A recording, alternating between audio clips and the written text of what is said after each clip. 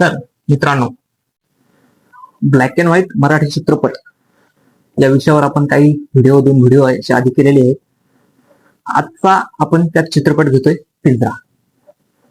तर पिंजरा ही गोष्ट आहे आदर्शवादी आणि तत्वनिष्ठ शिक्षक श्रीधर पंत यांची. त्या गावात शिस्त, नैतिकता आणि संस्कार यांना ते महत्व देतात. एक तमाशाचा फळ येतो, त्यातली नर्तिका ही आपल्या सौंदर्याने व कलागुणांनी सर्वांना मोहून टाकत असते. मास्तर हे त्या गावातील मुलासोबतच रात्री प्रौढ निरीक्षणांनाही शिकवत आहेत. आणि या गावात त्या तमाशाला विरोध केल्यामुळे त्या तमाशावाल्यांनी गावाच्या बाहेर डोंगरावर तमाशाचा फड सुरू केला.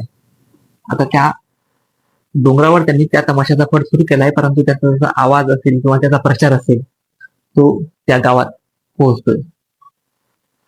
आता त्या गावातील लोक रात्रीच्या शाळेऐवजी तमाशाला जातात किंवा त्यांना ते शाळा सोडून त्यांना तमाशाला जावं असं वाटतं.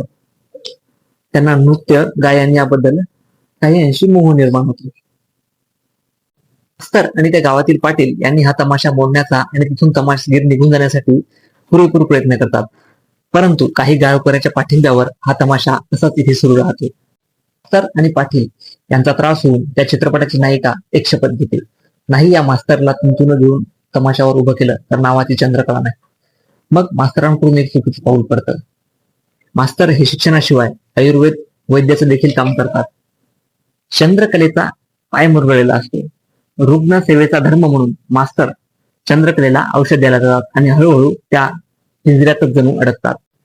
आणि त्या गावातील पाटील यांनी हा तमाशा मोडण्याचा आणि हे तमाशगीर तिथून निघून जाण्यासाठी अतोनात प्रयत्न केले. परंतु काही गावकऱ्यांच्या पाठिंब्यावर हा तमाशा तिथे सुरू राहतो. मास्तर आणि पाटील यांचा त्रास होऊन त्या चित्रपटाची नायिका एक शपथ घेते की नाही या मास्तरला तमाशावर तुंतून घेऊन उभं केलं तर नावाची चंद्रकला नाही.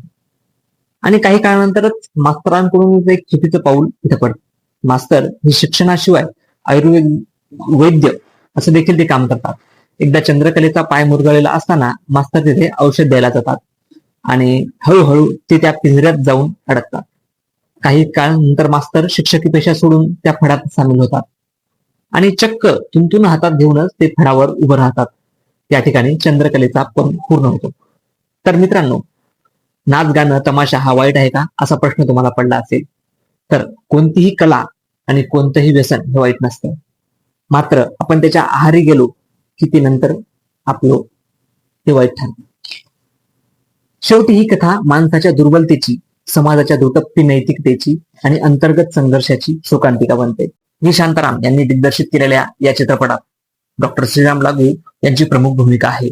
तसेच संध्या व निळू फुले यांचाही आपल्याला दर्जेदार अभिनय या चित्रपटात बघायला मिळतो.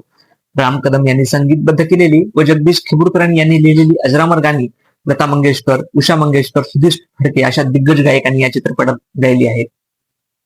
1972 मध्ये हा अजरामर चित्रपट झाला. हा चित्रपट तुम्ही जरूर बघा.